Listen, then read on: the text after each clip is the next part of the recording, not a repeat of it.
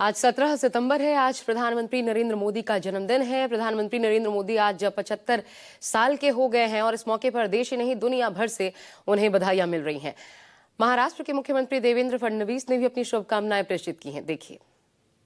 मैं नागपुर का महापौर भी था और भारतीय जनता युवा मोर्चा का नागपुर जिले का अध्यक्ष भी था और उस समय एक राष्ट्रीय अभ्यास वर्ग नागपुर में लेने का तय हुआ।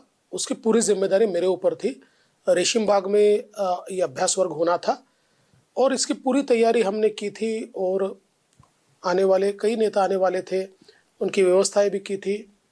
रेशिम बाग में भी रहने की व्यवस्था की थी और बाकी बाहर रेस्ट हाउसेस में भी व्यवस्थाएं की थी।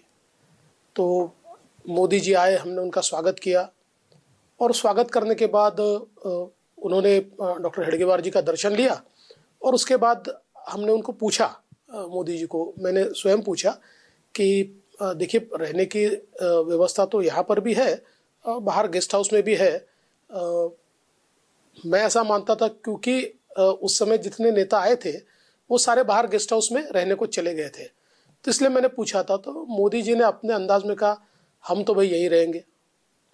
और बिल्कुल एक छोटा सा कमरा जो था, क्योंकि वो तो संघ की व्यवस्था सारी थी वहाँ पर, तो उस कमरे में वो 2 दिन तक 3 दिन तक वहीं रुके हुए थे। तो मुझे ऐसा लगता है कि एक जो किसी व्यक्ति का पहला इंप्रेशन आपके ऊपर होता है ना, वो बहुत एवरलास्टिंग होता है। और उस समय जो उनका जुड़ाव, उनकी सिंप्लिसिटी, या एक कार्यकर्ता के रूप में एक स्वयंसेवक से जो कार्यकर्ता बनता है, इस प्रकार का जो व्यक्ति होता है, उसमें जो एक व्यवहार होता है, वो व्यवहार मुझे देखने को मिला।